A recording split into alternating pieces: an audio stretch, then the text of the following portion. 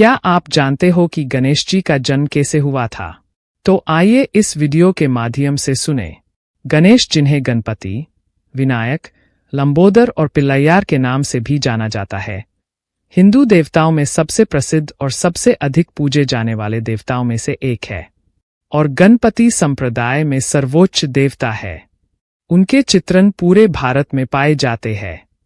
हिंदू धर्मावलंबी उनकी पूजा करते हैं, चाहे वे किसी भी संप्रदाय से जुड़े हों। गणेश की भक्ति व्यापक रूप से फैली हुई है और जैन और बौद्ध और भारत से परे तक फैली हुई है। भगवान गणेश जी के जन्म की कहानी। हम सभी उस कथा को जानते हैं कि कैसे गणेश जी हाथी के सिर वाले भगवान बने। जब पार्वती शिव के साथ उत्सव क्रीड़ा कर रही थीं, तब उन पर थोड़ा मैल लग गया। जब उन्हें इस बात की अनुभूति हुई, तब उन्होंने अपने शरीर से उस मैल को निकाल दिया और उससे एक बालक बना दिया।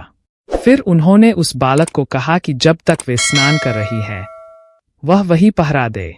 जब शिवजी वापस लौटे, तो उस बालक ने उन्हें पहचाना नहीं और उनका रास्ता रोका।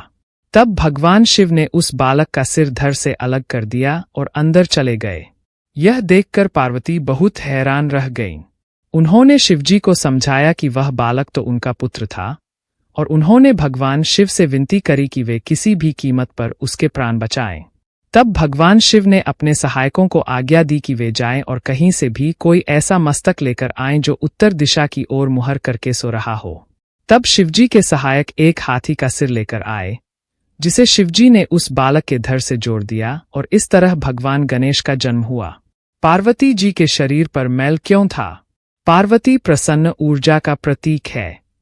उनके मैले होने का अर्थ है कि कोई भी उत्सव राजसिक हो सकता है, उसमें आसक्ति हो सकती है और आपको आपके केंद्र से हिला सकता है।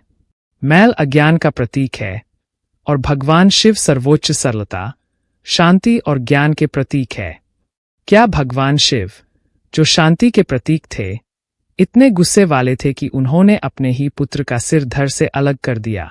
भगवान गणेश के धड़ पर हाथी का सिर क्यों?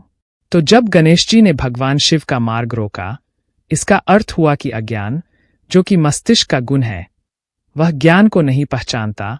तब ज्ञान को अज्ञान से जीतना ही चाहिए। इसी बात को दर्शाने के लिए शिवजी ने गणेश जी के सिर को काट दिया था। हाथी का ही सिर क्यों? हाथी ज्ञान शक्ति और कर्म शक्ति दोनों का ही प्रतीक है। एक हाथी के मुख्य गुण होते हैं बुद्धि और सहजता।